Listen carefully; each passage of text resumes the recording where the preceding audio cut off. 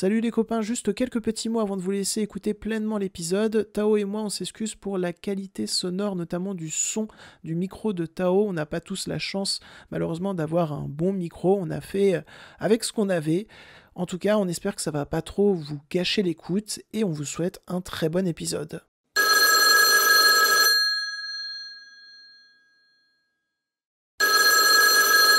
Bonjour, enfants du cinéma, qu'est-ce que je peux faire pour vous ? Oui, bonjour.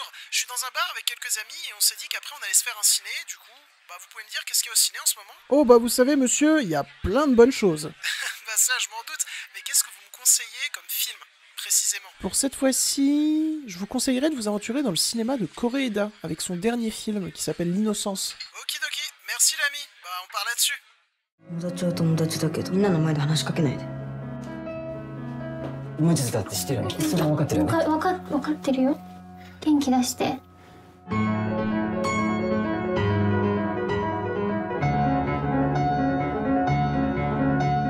Hello et bienvenue à tous et à toutes dans ce nouvel épisode d'Enfants du cinéma. Le dernier épisode était un épisode spécial consacré à la trilogie Kung Fu Panda en l'honneur de la sortie de Kung Fu Panda 4 qui sort dans une semaine chez nous. N'hésitez pas à aller le voir si ça vous intéresse, n'hésitez pas à aller l'écouter plutôt puisque c'est un podcast. Et aujourd'hui on se retrouve pour un nouvel épisode qui sera centré que sur un seul film. Ce film c'est L'Innocence réalisé par Koreeda, et je ne suis pas tout seul, et oui, comme le dernier épisode, j'ai beaucoup aimé dans le dernier épisode ne pas être tout seul pour parler de films. Donc pour ce nouvel épisode, j'ai invité un de mes collègues, un de mes amis, qui se nomme King Tao, que vous connaissez peut-être si vous avez regardé certains lives de la chaîne, mais si vous n'avez pas regardé certains lives de la chaîne, eh bien King Tao, qui s'appelle en vrai Tao, je te laisse te présenter, et bienvenue à toi dans ce podcast. Merci à toi Ulysse Connu. Déjà bonjour ou bonsoir à toutes et tous en fonction à quelle heure vous regardez ce podcast. Alors tout simplement, il a dit, je m'appelle Tao Paul dans la vraie vie, mais j'ai un compte Instagram qui s'appelle Chant contre Chant 2023 qui propose l'actualité des films que je mets en story et en publication. Et vous avez aussi la possibilité de voir mon avis. En fait, je n'appelle pas ça un avis critique, mais plutôt une review. En fait, je parle plutôt du film avec un format plus court et je ne parle presque pas de mon avis, mais c'est plutôt des liens que je fais sur mon compte Instagram. Donc voilà, si vous voulez jeter un petit coup d'œil, du coup, Ulysse Connu vous dira le lien de la page Chant contre Chant, et peut-être qu'à l'avenir, j'aurai une chaîne YouTube qui portera le même nom, Chant contre Chant 2023. Merci beaucoup. J'espère tellement, mon ref, tu sais à quel point je souhaite que tu te lances sur YouTube, vraiment. Et bien entendu, je mettrai donc le lien de son Instagram Chant contre Chant dans la description de ce podcast. Mais si tu me permets également, mon cher King Tao, je mettrai également le lien de ton Letterboxd, parce que tu as un Letterboxd. Oui, mon Letterboxd qui propose des films. Et d'ailleurs, je sais pas quand tu le sortiras, ton podcast, si c'est ce week-end, mais en tout cas, je préfère vous dire que ce week-end, donc le week-end du 24-25, je vais faire un gros rattrapage de films. Ça doit être 7 films dans le week-end, 8. Donc, des films qui sont sortis à ce moment-là. Donc, ça va être du lourd, je pense. Donc, accrochez-vous, vous allez avoir plein de reviews bientôt. Et mais t'es un fou, en fait. 8 films en 2 jours, c'est-à-dire que tu vas regarder 4 films par jour en gros. Je vais te dire 1, 2, 3, 4 déjà samedi, 1, 2, 3, non 3. 3, ah non, 4 dimanches. Non, en fait, non, 3, donc 7. Bon. Tu m'as l'air. Un le lundi soir, normalement, et un mardi soir. Parce que c'est du rattrapage. C'est un dévoreur de pellicules, mes amis. Il s'intéresse à énormément de choses et c'est pour ça que je l'ai invité. Et donc aujourd'hui, pour la première fois sur cette chaîne, je vais pouvoir enfin vous parler de mon cinéaste préféré du moment, à savoir Koreeda, de son vrai nom, Hirokazu Koreeda, qui a donc, on va revenir avant de parler en profondeur de L'Innocence, qui est son dernier film, qui était donc sorti en décembre 2023 en France. Malheureusement, je l'avais raté en salle, et alors, vous pouvez pas imaginer à quel point j'avais le seum de l'avoir raté en salle. Ça pouvait être mon premier Koreeda au cinéma. J'avais déjà raté Les Bonnes Étoiles à l'époque. Vraiment, j'avais le seum, mais à un niveau stratosphérique. Toi, mon cher King Tao, tu avais pu le voir au cinéma, et c'était d'ailleurs ton premier Koreeda, tout court. Bien sûr, c'est mon premier Koreeda, mais je connaissais un peu son cinéma, Koreeda. Moi, je m'intéresse beaucoup au cinéma dit international. Donc le cinéma japonais m'intéresse beaucoup d'ailleurs. Et c'est mon premier Koreeda et j'étais assez surpris, mais on en reparlera évidemment un peu plus tard. Voilà. Et donc, moi, Koreeda, mon rapport avec Koreeda, donc il va être un petit peu plus long que celui de King Tao, parce que King Tao a vu qu'un seul film, moi j'en ai vu plusieurs. J'ai commencé avec Une affaire de famille, et pour la petite anecdote, moi j'aime bien raconter des petites anecdotes. J'en avais raconté une sur mon premier visionnage de Kung Fu Panda dans le précédent épisode d'Enfants du cinéma. Je suis en école de cinéma, je suis d'ailleurs en école de cinéma avec mon cher King Tao, nous sommes dans la même classe, dans le même groupe, nous sommes inséparables. Il est mon roi, je suis son bouffon. Très beau bio. Et en troisième année montage, il y a un professeur qui nous a fait découvrir 3 films, à savoir Memories of Murder, In the Mood for Love et Une affaire de famille. Et Une affaire de famille qui avait gagné la Palme d'Or à l'époque, est l'un des films les plus connus et les plus appréciés de Koreeda. Et donc j'ai découvert Koreeda par le biais de ce film et je me suis pris une immense claque, que ce soit en termes d'écriture, en termes de propos, en termes de mise en scène, en termes d'acting.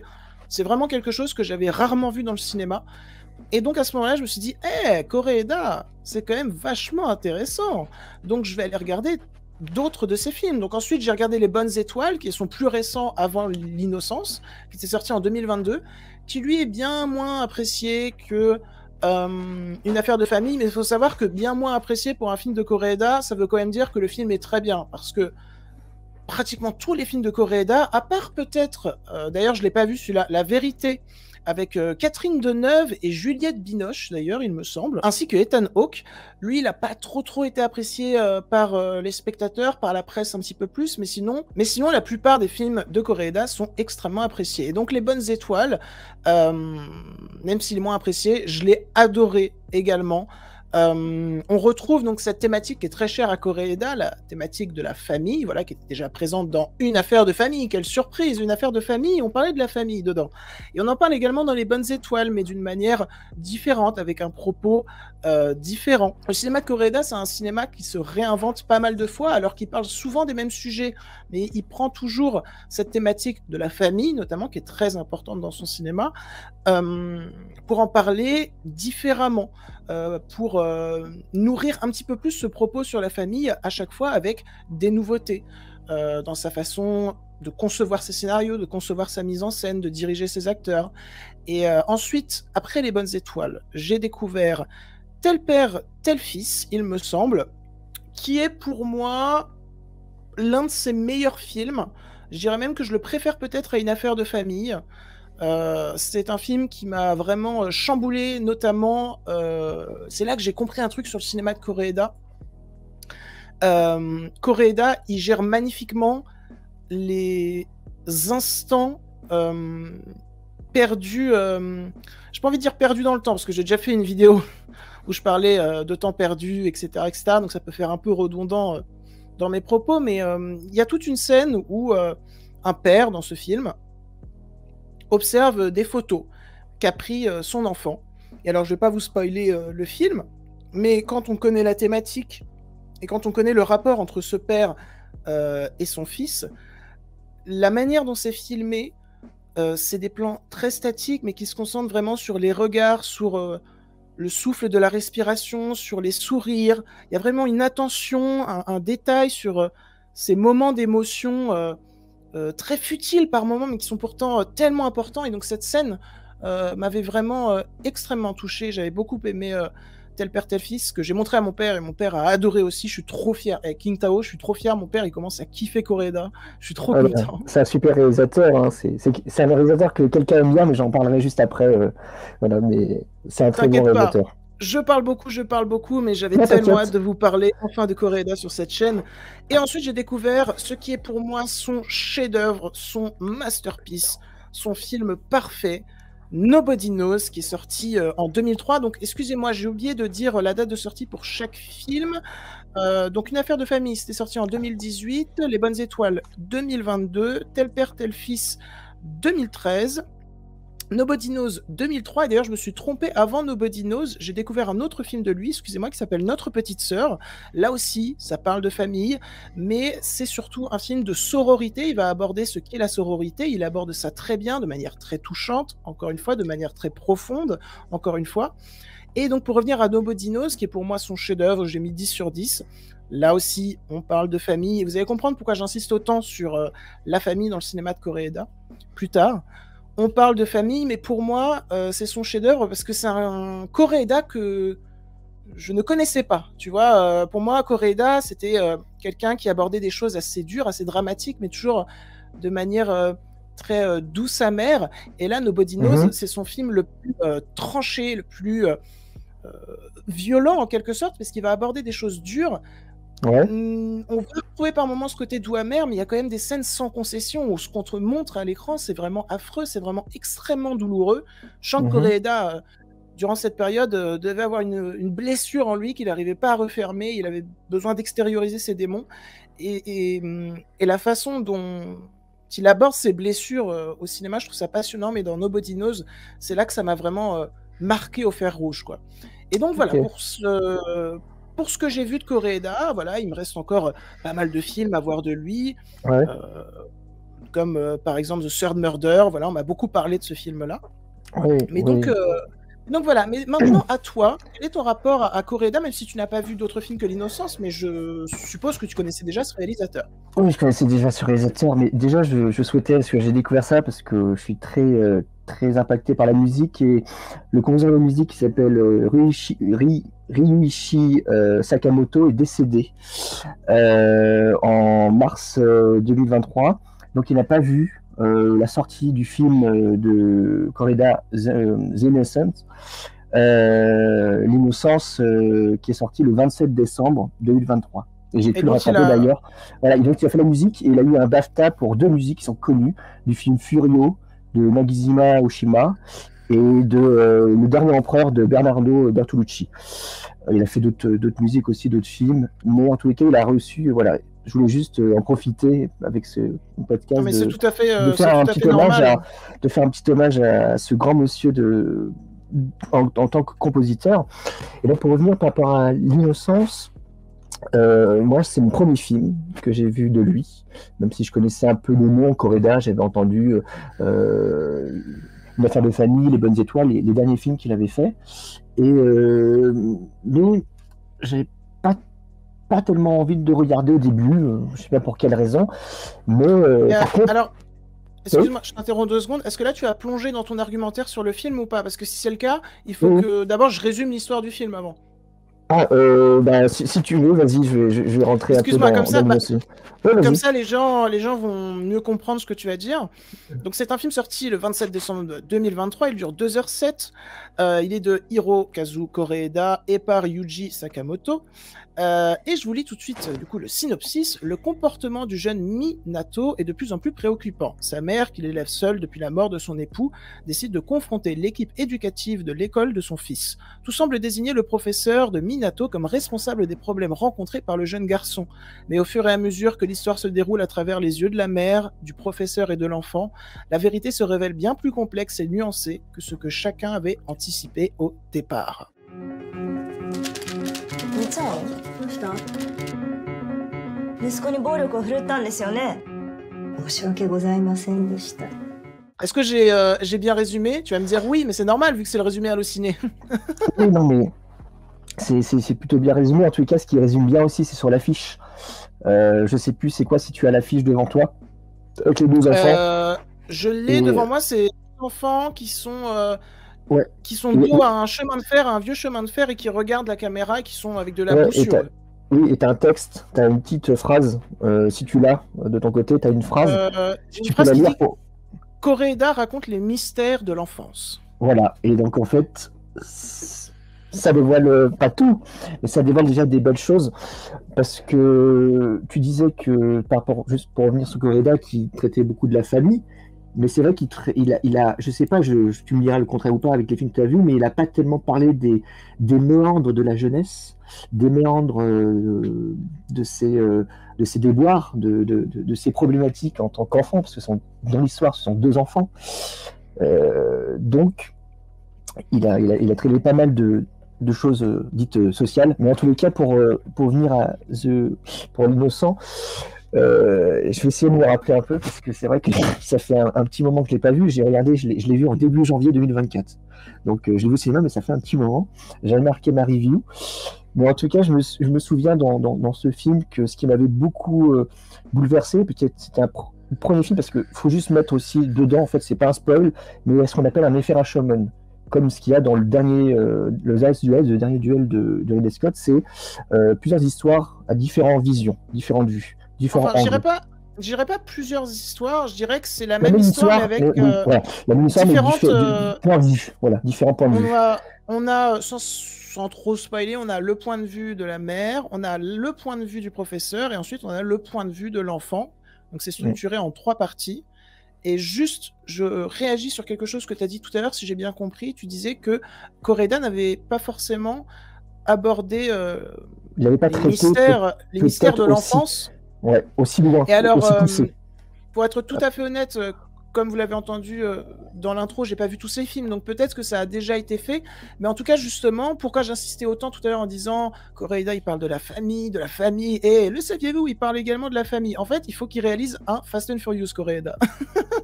Non, mais plus sérieusement, justement, et j'y reviendrai un peu après, parce que là, je vais te laisser argumenter. Je trouvais ça très intéressant, justement, comment il réinventait encore une fois son cinéma, en tout cas pour moi qui n'ai pas vu tous ces films, avec l'innocence, où là, il parle un peu de la famille, mais il parle surtout d'une relation d'amitié entre 2 enfants.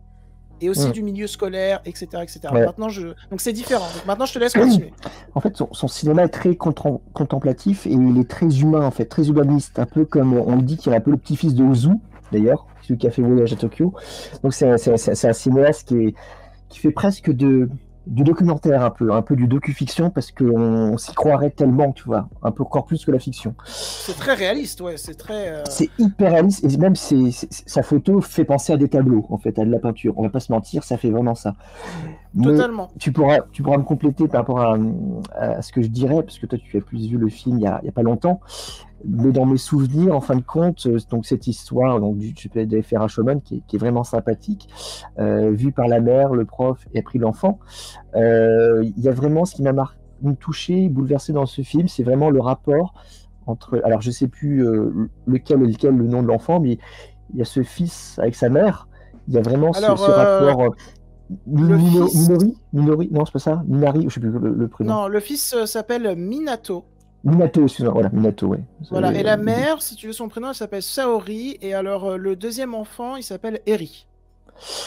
Mais en fait, dans mes souvenirs, c'est que ça revient, parce que voilà, mais c'est vrai que ce rapport avec sa mère, ça m'a beaucoup touché, et puis ça traite de pas mal de thèmes en fin de compte.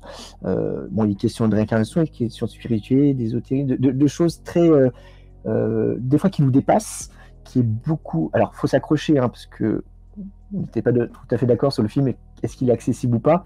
Alors ça, on y reviendra on un peu après, voilà. C'est très intéressant ce que tu dis justement sur tout le sujet de réincarnation, etc. etc. alors que de base, le sujet du film, et même le film est très réaliste, mais il va y avoir beaucoup de questionnements sur l'au-delà, et sur qu'est-ce qui se passe après la mort, notamment, etc.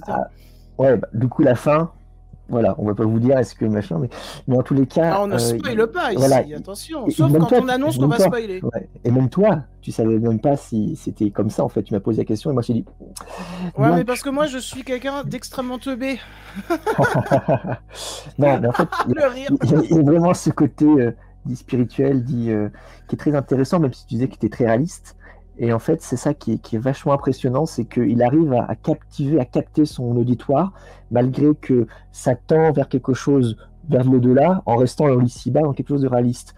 Et en fait, il arrive, et je trouve que c'est ça qui est bien dans les films dits asiatiques, que ce soit japonais, c'est pour ça que j'aime beaucoup le cinéma japonais, un peu plus que coréen, parce que voilà, mais les deux styles, genre de cinéma qui sont coréens et japonais, arrivent à mettre autant de genres dedans, tu vois, à passer, et c'est ça qui est bien avec l'innocence, il arrive à passer dans les deux sans te perdre, tu vois, au-delà de la narration en double, triple vision. Voilà, surtout que la narration qui a été choisie oblige du coup à ce qui est comme 3 films en un, et ces 3 j'ai perdu mes mots, mais donc ce qu'on va voir avec le point de vue de la mère, ça appartient à un style cinématographique précis. Ce qu'on va voir du point de vue du prof, pareil. Ce qu'on va voir du point de vue de l'enfant, pareil, etc., etc. Donc oui, il y a une belle réinvention des genres et un beau mariage des genres, c'est totalement vrai. En fait, moi, j'ai pas vu beaucoup de films avec les Rashomon, mais tu sais, je sais pas, toi, tu as vu Last Duel, mais peut-être tu as l'impression, quand tu vois un film comme ça, tu vas plus prendre le parti pris d'un autre plutôt que d'une autre personne, tu vois, tu vas te dire, ah, tu vas te mettre dans ce sens-là par rapport à l'autre, tu vas plus aimer un personnage, plus t'attacher, alors que dans Correda, il n'y a pas ça. Et d'ailleurs, c'est assez japonais, en fait, de pas s'identifier, je veux dire, à dire, ah, lui, c'est mieux, lui, nul.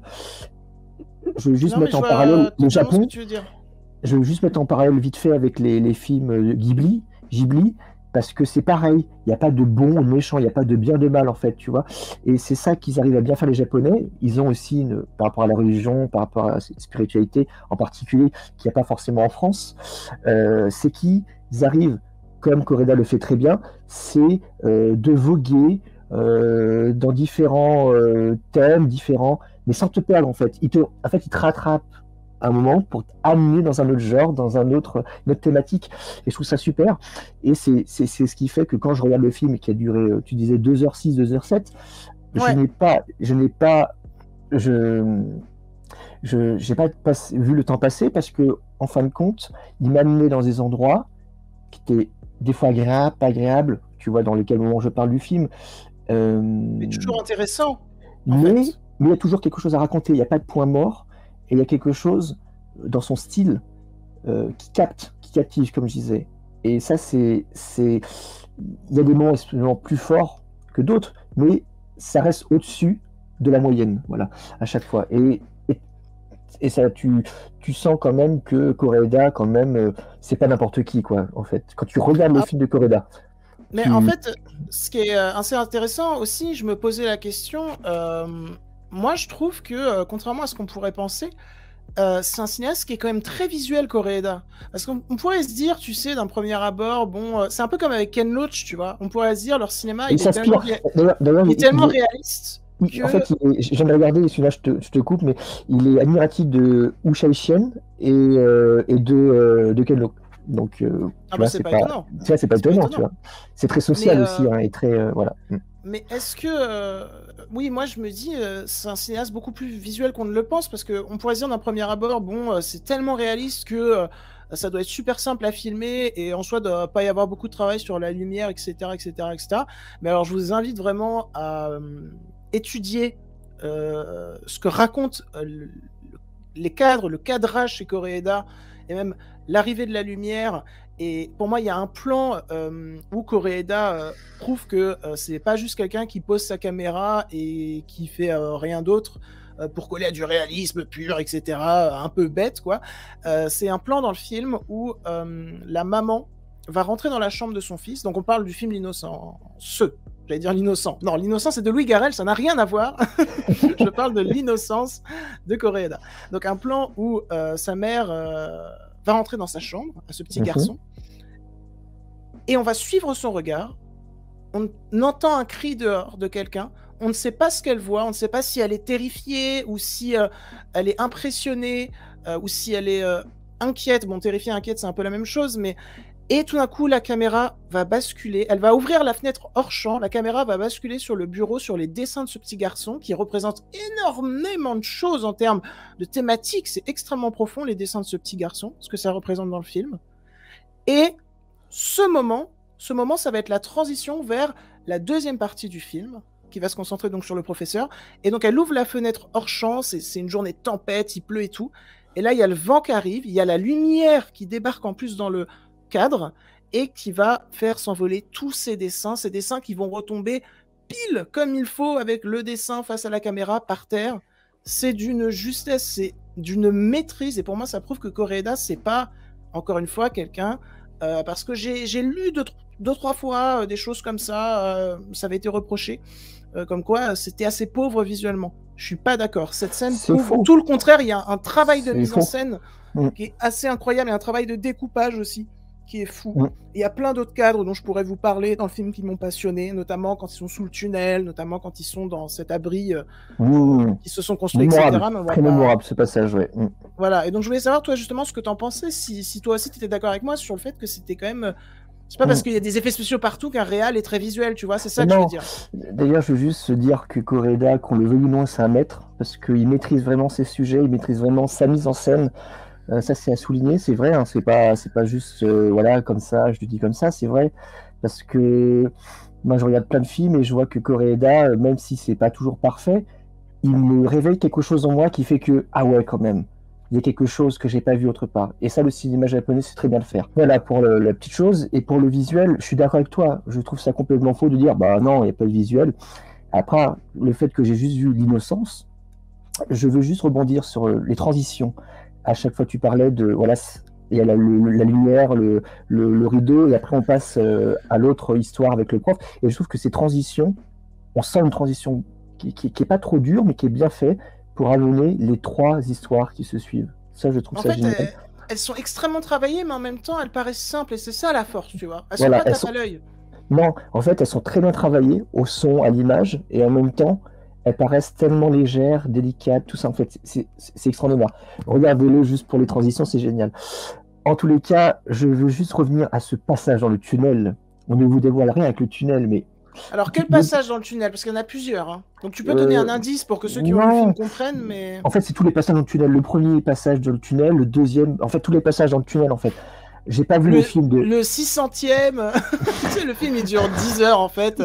Ouais, en fait, c'est comme un gros film de logistique, ça dure longtemps. Non, en fait, La c'est. Mais non, en fait, c'est maîtrisé de bout en bout et je trouve, en fait, ça me fait penser le tunnel, ça me fait penser à deux films qui sont asiatiques, Memory of Murder, juste la jaquette où il y a l'espèce de lumière avec le tunnel, et aussi Oui. la fin de Dernier train pour Busan. Voilà. Excellent film, Dernier train pour Busan. Ouais. D'ailleurs, Dommage que sa suite soit pas ouf, mais sinon, en Eh tout ben, cas, celui-là le premier est très est bien. pas top, et le premier est très bien, et vous n'allez pas être dépaysé parce que vous aurez l'impression de prendre un TGV, parce que les rames, ce sont des rames Alstom. Bon, c'est pour juste l'histoire, c'est des rames Alstom, c'est des rames françaises, donc en Corée, on a des trains faits par la France. Mais pour revenir au tunnel, au 600e épisode voilà, en fait, c'est vraiment bien foutu. Et je trouve qu'en fait, ce travail-là, parce que c'est toujours dur, en fait, moi, je suis pas dans l'image, je suis dans le montage, comme disait Yves Connu, mais moi, je Je suis en montage aussi avec toi. Hein. Voilà. Mais j'aurais quelque chose à dire sur le montage juste après.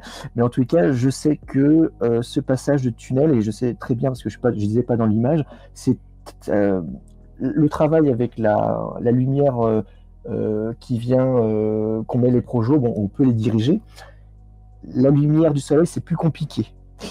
Parce qu'on dépend de ça, mais on peut faire des très beaux plans parce que du coup on a une lumière naturelle et ça fait des ombres, des choses, bon bref, je vais pas ranger dans le technique, mais en tous les cas il y a des moments où il y a des ombres portées, il y a des moments où on voit des traces, il y a un moment tu sais où la caméra elle se lève et on voit apparaître les enfants dans le tunnel, tu vas voir à peu près Totalement, ouais, je vois de quel plan tu parles. C'est magnifique.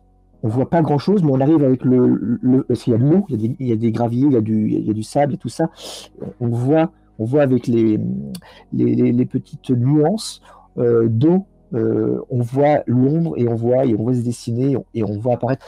Et ça, je trouve ça magnifique. La façon dont il découpe les silhouettes dans plusieurs plans, hein, même en dehors des scènes du tunnel, c'est très beau, c'est très pur. Je préfère prendre celle-là, comme ça au moins les gens ils savent. Parce que si je dis dans la ville, il y a tellement de trucs dans la ville, tellement de trucs dans l'école. Mais je préfère dire comme ça parle aux gens. S'ils veulent le regarder, ils veulent s'arrêter sur ce point-là. Mais en tous les cas, c'est en plus le son.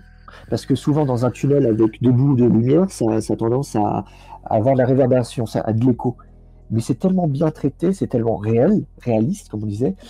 Et voilà. Mais en fait, ce qui est vachement bien dans ce film-là, et là, on disait la lumière, mais c'est vraiment le propos. En fait, il y a un propos en fait qui nous ramène un peu à l'enfance, en fait, à notre propre enfance. En fait, on arrive à s'identifier, malgré qu'il y a une histoire aussi de disparition, il y a une histoire de ça. Bon, j'irai pas plus loin.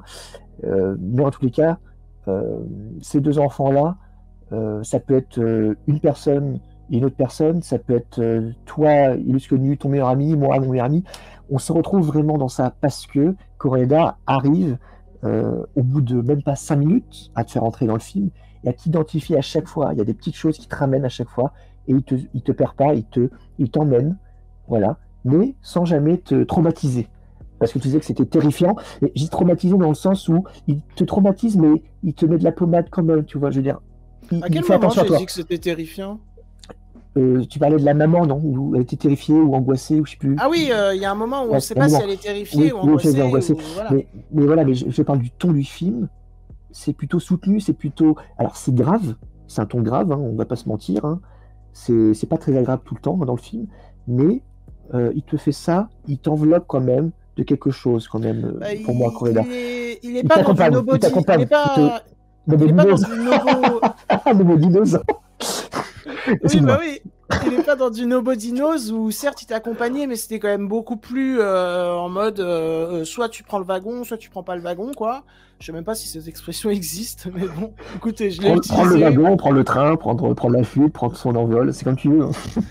Là, il est plus dans le style de ses autres films où il va te parler de choses graves, mais il t'accompagne quand même et vraiment. J'ai l'impression qu'en fait son cinéma en général c'est une caresse sur la joue, tu vois. En mode, ouais, il y a des choses graves qui se passent, mais t'inquiète, ça va bien se passer. T'inquiète, ça va bien se passer et je vais prendre le temps de t'expliquer comment tout ça fonctionne, comment il y a quand même un peu de famille dans ce film-là aussi, mais comment une famille du jour au lendemain, à cause d'un tout petit élément, il y a aussi un côté effet papillon dans ce film où il se passe un truc qui va... qui va amener quelque chose. Voilà. Et si j'avais fait autre chose, j'aurais fait autre chose, ouais. Voilà, et comment un tout petit détail au début, qui est pas si petit finalement, qui ne te concerne pas forcément toi, tu vois, peut finalement quand même te briser toi et briser ta famille, etc. En termes de scénario, en termes d'écriture, c'est merveilleusement bien écrit. Et alors tu disais, même si je suis d'accord avec le fait, je viens d'en parler d'ailleurs, sur le fait qu'il t'accompagne, etc., etc. Ouais, il te laisse pas tout seul. Il te laisse pas tout seul. Hein. C'est vrai que ça, c'est super bien. Certes, mais alors on est en désaccord sur quelque chose. Ouais, on en a parlé ce matin. Comme quoi, toi, tu trouves le film relativement accessible. Je veux dire, toi qui as commencé le cinéma de Coréda avec ce film, tu t'es dit, bon, bah ok, je suis embarqué, je suis dedans, let's go.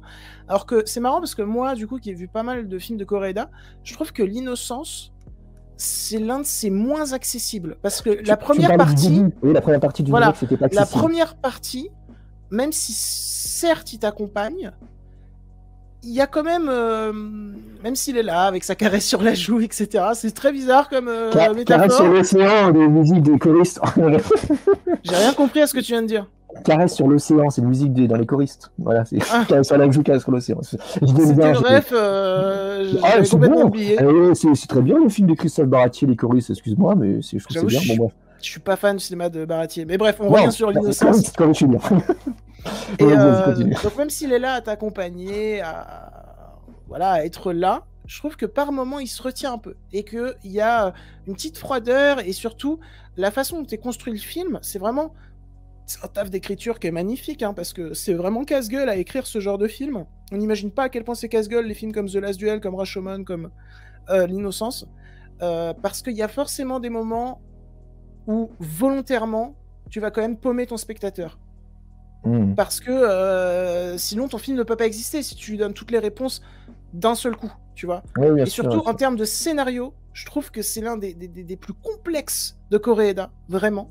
Et cette première partie, même s'il est là avec toi, bah ouais, il y a quand même des moments où je me suis dit, même moi, hein, je me suis dit, je suis un peu perdu, il n'y a pas de chute de rythme, hein, mais je suis un peu perdu, je comprends pas tout, voilà, etc. Alors que les autres, ils sont quand même beaucoup plus clair, beaucoup plus linéaire. Bien sûr. Et donc moi, je dirais pas que c'est l'un de ses plus accessibles. Je dirais que c'est l'un de ses moins accessibles avec Nobody Knows, mais alors Nobody Knows, c'est quand même un stade au-dessus, quoi.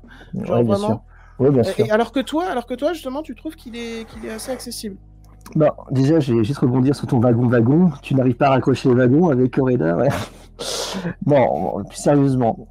En fait, j'ai deux choses à dire. En fait, en fait, je pense que j'ai dit ça comme ça en disant que c'était accessible. Après, c'est accessible pour moi. Parce que moi, j'ai un rapport avec... les gens ne me voyaient pas, vous m'avez vu dans les lives, mais en fait, c'est juste pour faire le lien. Moi, je suis né au Vietnam, je suis asiatique, et donc, du coup, j'ai des petites choses en ce rapport-là. Donc, je suis assez habitué, entre guillemets, par le cinéma asiatique, même si j'en ai pas vu tant dans ma vie. Mais j'ai vu quelques films asiatiques que j'aime beaucoup. Et donc, même si le cinéma de Koreeda est japonais, et dans les autres films que j'ai pu voir japonais, il y a des choses assez identiques, plutôt similaires, mais c'est vrai que tu me disais le cinéma de Koreeda et le cinéma de Koreeda, le cinéma de telle personne et telle personne, bien sûr. Il y a des choses qui se ressemblent. Après, quand je disais que c'était accessible, c'est que moi, en fin de compte, j'ai un rapport très particulier, ça peut être avec la religion ou avec la spiritualité, donc moi, j'ai pas été perdu. En fait, moi, j'ai été mais c'est juste pour moi, hein, pour la séduité. J'ai vu le film et en fait j'ai été laissé embarquer et je suis pas paumé parce que je me suis laissé guider par des choses et d'autres. Et puis même si je voyais que j'attendais une réponse, je me disais certainement je vais la voir après en fait. Donc ce qui fait que moi j'étais pas forcément perdu. Après, pour l'autre côté, peut-être c'est pas le plus accessible pour les autres. Voilà. Je préfère recorriger la chose. Oui, bien sûr, bien sûr. Et je précise aussi que peut-être qu'un jour je te redirai complètement l'inverse. Quand j'aurais vu d'autres Coréens, je dirais ouais, non, en fait, Bah ouais, pas le c'est plus ça, accessible. hein. C'est ça, parce que moi, vraiment, par moments, je me mettais à la place de personnes qui connaissaient pas vraiment le cinéma de Koreeda. Il a quand même déjà fait un petit peu ce qu'il fait dans L'Innocence dans d'autres films, hein, mais moins que dans celui-là. Le côté anti-linéarité, etc., il y va vraiment à fond là-dedans, et je me dis, ça peut dérouter, quoi. Non, même mais moi, c'est par vrai moment, ça m'a un peu dérouté, même si je Oui, savais bien que j'allais sûr. avoir des réponses, mais Bien ça m'a sûr. quand même un peu dérouté. Mais c'est vrai que l'effet Rashomon, ça peut beaucoup plaire ou pas. En fait, c'est qui tout double à chaque fois. Le SDL a très bien marché, l'Innocence a très bien marché quand on voit les notes, hein. Alors, ouais, les notes, hein, parce que The Last Duel, il a bien bidé, tu vois, par exemple, hein, au box-office. Oui, oui, il y a d'autres choses après, mais on va pas se mentir, les duels, la même année que House of Gucci, c'était mieux que. Voilà. Ah, bah, La c'était duel bien était mieux qu'House of voilà. Gucci. La même année. Mais par contre, l'effet Rashomon, ça peut plaire dans le sens où on est très dans. Si on aime les thrillers, si tu veux, si on aime les enquêtes, l'énigme, parce que c'est un peu ça en fait. On va chercher des choses dans les visions, dans les différentes versions de la même histoire. Si on aime ce chose-là de se perdre dans des méandres, là ça peut marcher d'aimer ce genre d'effet Rashomon. Si par exemple t'aimes pas du tout, et même des gens qui font des films, qui réalisent des films, et après ils font en flashback, ils reviennent, en flashback, ils reviennent, et il y en a qui n'aiment pas, et si c'est mal monté, mal tourné, ça va pas plaire. Mais il y a des gens qui aiment bien Référé Showman, il y en a qui n'aiment pas. Voilà, c'est Ouais, juste mais pour regarde, dire. même si c'est bien fait, tu vois, The Last Duel, par exemple. Parce que moi, j'ai Mhm. pas vu J'ai pas Rashomon, vu, mais j'ai pas vu, j'ai vu The Last Duel. Mhm. C'est très bien fait, je trouve. Je Mhm. pense que la majorité des gens s'accordent à dire que c'est très bien fait, cet effet Rashomon. Mais je connais des gens qui m'ont dit que, à cause de cet effet Rashomon, bon, ils n'utilisaient pas ce terme, hein, mais voilà, ils s'étaient fait vachement chier, ils n'étaient pas rentrés dedans, tu vois. C'est pour ça aussi que j'ai dit ça pour L'Innocence. Mais je trouve que l'effet Rashomon, c'est une prise de risque en fait. Parce que Ah bah, totalement. tu disais que c'est une histoire en 3 versions, donc du coup, déjà, je vais revenir sur l'école, déjà ils nous disent, quand vous faites un film, déjà si vous avez 2 acteurs, déjà c'est bien de faire jouer les 2 acteurs, parce que sinon vous avez trop de personnages, voilà. C'est la même chose. Quand tu as une histoire, et si tu n'arrives pas à traiter ton histoire, en termes de scénario, de tout ça, ça peut être compliqué après. Alors quand tu mets une histoire avec 3 visions, il faut arriver à jongler avec ça, et en plus, les parties, il faut qu'elles soient aussi équivalentes, à peu près, en termes d'infos, de choses et d'autres. Donc, je trouve que c'est un parti pris, une prise de risque énorme, mais quand c'est très bien réalisé, ça peut passer d'un film moyen à un film très bon. Voilà. C'est juste pour ajouter ça. Je voulais juste dire un peu mon avis, ma review, parce que c'est un peu de l'exclu, parce que ma review n'est plus sur mon compte Instagram. Ah, les gars, on a une exclue là, les gars. On va avoir 10 millions de vues d'un coup, mec. Souvenez-vous de votre enfance. Koreeda dresse un fabuleux portrait de l'enfance, une jeunesse en manque de repères et de compréhension, un récit captivant et bouleversant. On éprouve de la compassion et de la pitié. On parle de l'innocence, mais aussi de l'insouciance. Un très beau témoignage de la société et de l'actualité japonaise. Toutes les grandes personnes ont d'abord été des enfants, mais peu d'entre elles s'en souviennent. Qui se trouve dans Le Petit Prince d'Antoine de Saint-Exupéry en 1943. Ce que je disais, ça allait très bien avec l'enfant, et que je te disais, ça nous faisait penser à l'enfant qu'on est, mais qu'on a oublié qu'on était. Donc je trouve que ce film-là m'a beaucoup bouleversé, même si j'ai mis une note de 3,5, qui est bien, qui n'est pas très bien. 3,5 sur 5, hein, on tient à préciser. 3,5 sur 5. Mais j'ai dû mettre eu un petit, parce que je choisi par smiley, par émotion, et je crois que j'ai mis que c'était une genre de petite bombe, un coup de feu, voilà, ça s'appelle. Et parce que, en fin de compte, ça m'avait bouleversé, ça m'avait chamboulé, parce que ça m'avait beaucoup travaillé. Au début, quand je suis sorti, j'étais, ouais, bon, le film, voilà. Et après j'ai mûri, et je me suis dit, ouais, quand même, c'est super bien, parce qu'en fait, je dis tout le temps, un film, je m'en fiche qu'il soit bien ou pas bien. C'est du moment qu'il me fait éprouver quelque chose, c'est déjà un bon signe. Voilà. Que je sors avec des frissons, comme Dune 2, voilà, ou d'autres choses, tu vois. Non, mais qui me fait, tu vois, pour moi, un film, parce que Illus Connu pourra vous le dire, des fois, je mets des notes. Bon, je vais pas dire quel film où j'ai mis une bonne note et on chie Alors, dessus. si vous voulez savoir quel film auquel il a mis une bonne note, un film qui est assez récent et le film est vraiment, c'est pas possible. Tao, faut vraiment qu'on parle. Allez dans mon dernier live. Non, mais en fait, c'est plutôt que, il a expliqué en plusieurs lives, c'est que moi, je suis plutôt dans les liens, je suis plutôt dans autre chose que la note en tant que telle, en fait. C'est plutôt moi découvrir un film, et ce qui m'anime dans ma vie, en fait, c'est découvrir des choses, apprendre des choses, et grâce à Illus Connu, j'apprends des choses aussi, on s'apprend des choses mutuellement. J'apprends des choses grâce à toi aussi, merci. Voilà, et je pense qu'il ne savait pas que le compositeur était mort, et qu'il n'a pas pu... Il est mort avant la sortie du film, Sakamoto, et il a eu un BAFTA sur 2 musiques, voilà. Donc, ça, j'avoue, je ne savais point. Ben voilà, mais je voulais faire un espèce d'hommage, même si je me sens un peu honteux du coup. Non, c'est pas grave, mais en fait, moi, je suis allé chercher parce que je trouvais ça intéressant de mettre en lien aussi la musique aussi du film, qui est importante. La musique est somptueusissime, hein, vraiment. Elle est disponible sur Spotify, sur Deezer sûrement également. Elle dure pas longtemps. N'hésitez pas à aller l'écouter, c'est d'une douceur, c'est magnifique. Il a fait une partition de la musique de The Revenant de Inaritu aussi. Il y a eu 3 compositeurs et il a fait une partie dedans. Voilà. Pour ceux qui adorent Inaritu, Leonardo DiCaprio se battre avec un ours apparemment. J'ai pas vu le film, mais je sais qu'il y a cette scène-là. Il se bat avec un ours, effectivement. Il se bat avec des humains aussi. Il y a notamment un très bon combat en termes de tension avec Tom Hardy. Mais écoutez, si vous voulez un épisode sur The Revenant avec King Tao quand il l'aura vu, n'hésitez pas à le faire savoir dans les commentaires. Et moi, je vais vous conseiller, pour rebondir sur la musique, je vais vous conseiller un morceau en particulier de Monsters, parce qu'il faut savoir que le film en français s'appelle L'Innocence, mais en original il s'appelle Monster. Pourquoi je dis Monsters? Non, c'est Monster, ouais. C'est pas la boisson énergisante. Hein. Non, c'est pas la même. Il y a un S ou pas un S, je sais plus c'est quoi, il y a ces Monsters, il y a un S dans le truc. Le truc de zinzin de l'espace, genre impossible, Koreeda qui annonce que son prochain film c'est un film sur la boisson énergisante Monsters. Prochain film de Koreeda, pour info, ce sera Red Bull, voilà. Je vous l'ai dit. Red Bull, Monsters, il va créer le boisson énergisante Cinematic Universe, tu sais. Le truc qui a aucun sens. Le Koreeda Univers. Voilà, c'est ça. Non, mais je vais vous conseiller donc un morceau en particulier qui s'appelle Aqua, et c'est le plus écouté sur Spotify. Et alors Aqua, c'est pas le groupe Aqua qui a fait Barbie, hein, on précise aussi. Oui, non, c'est pas lui. Pour les anciens. Donc voilà, de Ryuichi Sakamoto, Aqua, qui est le morceau final qui accompagne cette très belle scène finale, ce très beau générique de fin. Bon, très beau générique de fin.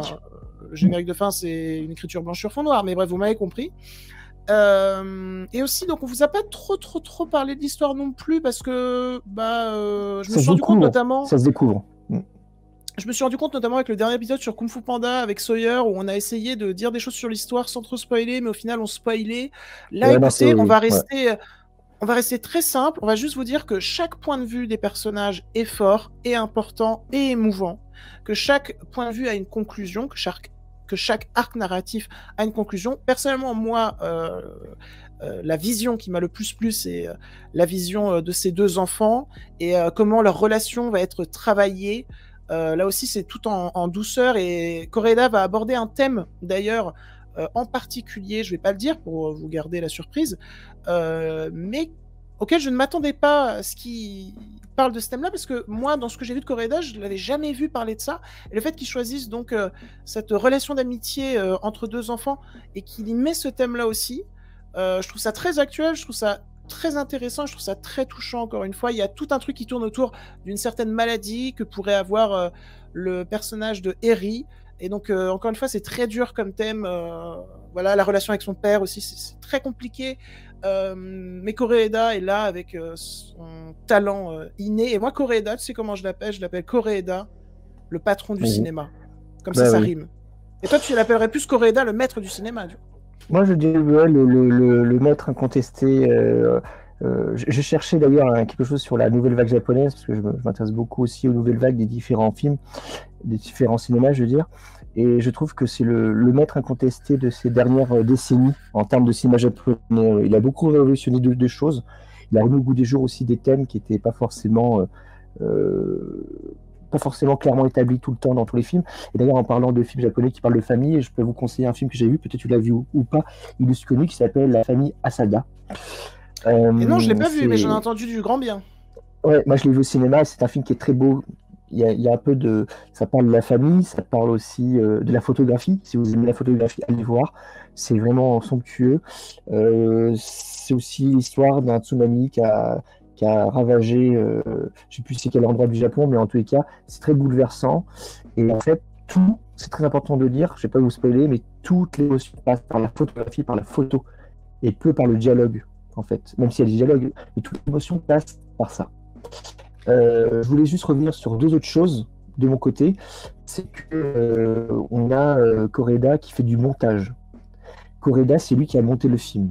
Voilà, c'est à préciser aussi que c'est important parce que nous, on fait du montage. Et ce qui est bien quand tu réalises, c'est d'avoir des notions, des bases de montage. Il est tellement fort Voilà. en montage aussi. Ah, il est dingue. Et d'ailleurs, pour Koreda, j'ai juste signé moi de mon côté sur ça. Si vous êtes des habitués de Canal, vous avez MyCanal et que vous aimez le cinéma, regardez Le Cercle. Pourquoi je vous dis ça? Parce qu'il y a quelqu'un qui adore Koreda, et j'ai dit au début de ce podcast, c'est un certain Frédéric Mercier. Frédéric Mercier adore Koreda. Et comme il aime Koreda, j'aimerais bien juste vous lire deux avis qu'il a donné du film, si ça vous ennuie pas. Bah vas-y, let's go. On adore Frédéric Mercier. Pourquoi on adore Frédéric Mercier? Parce qu'il adore Koreda. Voilà. Non, voilà. On l'adore. Allez, vas-y. Et il m'a suivi sur LinkedIn. Voilà, bon, ça c'est... Voilà. Au-delà de ça, c'est une anecdote en or. Hein. Oui, c'est l'anecdote en or. Je vais pas encore parler. Bon, du coup, il travaille pour Transfuge et il a mis pour Transfuge 4 étoiles. Il a mis au-delà de l'argument dénonçant l'intolérance institutionnelle. Ce qui émerveille de bout en bout, c'est l'absolue maîtrise d'un metteur en scène au sommet de sa puissance expressive. Donc ça, c'est ce qu'il a dit. Et pour positif, il a dit quelque chose de très important aussi. Le spectacle de l'innocence, c'est la maîtrise absolue de son auteur, d'une puissance discrète, mais qui abasourdit.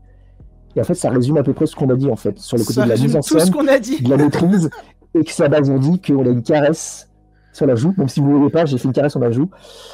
Et je trouve que voilà, ça... Moi, j'ai de la chance. Il a fait une caresse sur sa propre joue. Je l'ai vu. Ah oui, j'ai cru que tu avais vu Frédéric Mercier aller voir l'innocence.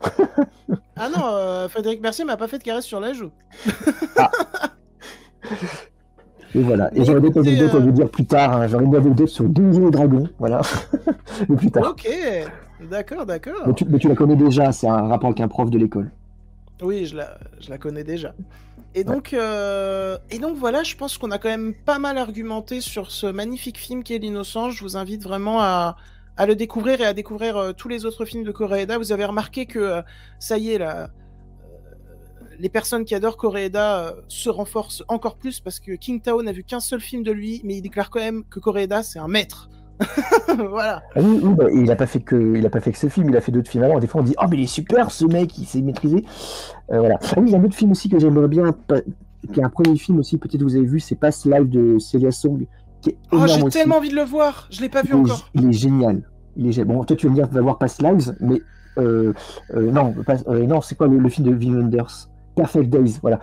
Mais Past Life de Celia Song, c'est son premier film et rien que les mouvements de caméra. T'as l'impression que la nana a fait des films toute sa vie.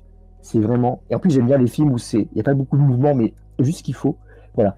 Donc, je vous invite... Et je vais juste passer une info aussi pour toi qui adore Oppenheimer. Oppenheimer est sur Canal, est sorti hier, donc vendredi, sur Canal. Voilà. Et donc, tu as intérêt à le voir, mon cher King Tao. Je le verrai, oui. Parce que tiens, on va finir cet épisode là-dessus. On va finir... là-dessus sur deux petites anecdotes. La première, sachez que Koreeda s'est aussi occupé d'une série. Voilà, et donc j'ai très hâte de voir ça. Et la deuxième anecdote, sachez que ce cher King Tao a eu la chance cette année d'aller au César, qu'il était dans la salle. Qu'il a vu Christopher Nolan en vrai, de loin, hein, bien sûr. Il lui a pas claqué la bise non plus. Il l'a vu de loin. Il t'a caressé la joue, Christopher Nolan. il l'a vu de loin, il a vu le montage qui avait été fait, il m'a envoyé des messages en me disant ouais, le montage est trop fou. Et moi dans ma tête j'étais en mode bah du coup t'as vu Oppenheimer? Il m'a fait ah non, par contre j'ai pas vu Oppenheimer. Et alors là j'étais vraiment en mode mais frérot, qu'est-ce que t'attends? J'ai dit quelque chose pour le défendre. En fait, Oppenheimer, je voulais vraiment le voir dans les conditions comme il le voulait. Et en fait, il n'y avait pas une salle parce que je suis un peu puriste comme Nolan qui veut le voir sur IMAX, machin. Donc, bah ouais, mais sinon, là je serais du allé coup le voir. là mon cher King Tao, ton bouffon va te parler vrai là. Tu t'es un peu auto-niqué parce que tu vas le voir encore moins dans les conditions qu'il le voulait, vu que tu vas le voir sur ta télé. Bah Ah, je oui. sais que je t'énerve. Attends, toi, t'as vu peut-être Oppenheimer au cinéma, mais moi, j'ai vu L'Innocence. Donc, voilà. C'est vrai, ah c'est vrai, là tu m'as bien eu, tu m'as bien eu. Et Voilà. donc C'est je le toi qui m'as rappelle, vu. ah bah là tu m'as pas caressé la joue, tu m'as foutu 3 baffes dans la gueule. 3 baffes égale les 3 visions, les 3 versions de l'histoire dans Oh là là, L'Innocence. qu'est-ce que tu es intelligent mec. Oh mais vraiment je vais te donner les clés de ma chaîne, ça va se renommer Illustre Tao. Champ contre champ connu. Champ contre champ connu, let's go. C'est, Et donc c'est. justement, en parlant Les de 3 champ C, les contre 3 C. champ, les 3 C qui sont en rapport avec les 3 visions dans le film. Non, on va arrêter. Je sens que là, les auditeurs, même si je ne les entends pas, je Là, sens si qu'ils tu sont vois en la train de... vidéo, aime et commente. On va finir du coup, champ contre champ. On le rappelle, il y a le lien de l'Instagram de Tao, de champ Les contre champ. Letterboxd, tu peux mettre si tu veux. Dans la description, il y aura également le Letterboxd et nous Tu peux allons... mettre aussi Marie, si tu veux. Mettre quoi? Marie, parce que tu me veux toujours. Voilà. Ah oui, j'ai besoin de son rib. Donne-moi ton rib. Le Non, prochain mais film de ça, c'est- Coréen s'appelle Donne-moi ton rib. Donne-moi ton rib. Non, mais ça, c'est une anecdote, c'est une private joke qu'ils peuvent pas comprendre. Et donc, champ contre champ, Insta dans la description, le Letterboxd dans la description. N'hésitez pas à liker, commenter, partager ce podcast s'il vous a plu. N'hésitez pas à vous abonner à la chaîne également. Je tiens un compte Instagram, Twitter, Sens Critique, Captain Watch et Letterboxd qui s'afficheront en description. La chaîne a également une page Sens Critique si ça vous intéresse, voilà, si vous avez Sens Critique. Et sur ce, on espère que cet épisode d'Enfants du cinéma vous aura plu. Voilà, je pense que tu l'espères comme moi. Oui, j'espère que ça nourrira aussi les gens de pouvoir aller voir ce film et d'autres films de Coréen. Et si ce format marche, je veux dire, avec. C'est la deuxième fois que tu tournes avec quelqu'un, en plus. Je crois, non, c'est ça? Alors, excuse-moi, Que tu as un petit peu... tu fais un podcast avec une personne en duo. alors, je fais pas tout le temps, Ah, ça tu c'est m'entends? intéressant pour les gens notamment. Ouais, je t'entends. Je fais pas tout le temps Enfants du cinéma en duo. Là, il se trouve que bah, j'avais envie de le faire pour Kung Fu Panda, pour l'Innocence, mais peut-être que le prochain, je serai tout seul. Oui, dans tous les cas, c'est sympa d'avoir des visions différentes. Voilà, on va arrêter Bah avec les ouais. visions. Parce que le film n'était pas terrible pour toi, t'as pas trop aimé. Il y a tellement de liens, mais je vous avais dit, moi je suis tellement dans les liens. Voilà, c'est ça. Voilà. On peut se Tu es perdre tellement n'importe quoi? où. On peut tellement se perdre dans les méandres. Méandres. Voilà. Oui, mais toi, t'as dit je suis tellement quoi? C'est bon, j'ai oublié. Bon, Écoutez, la fin de... On était vraiment carré jusque-là, et alors la fin, ça se sent qu'on enregistre et qu'il est 1h09 du matin, je pense qu'il faut finir cet épisode. c'est le moment, Écoutez, c'est le moment. les Illustros, on s'en va côtoyer d'autres univers, on vous dit à la prochaine, parce que bien évidemment que King Tao va revenir en live ou dans un autre épisode d'Enfants du cinéma. Bien Et sûr, sur je ce, serais ravi. salut. Salut. Salut, salut, salut.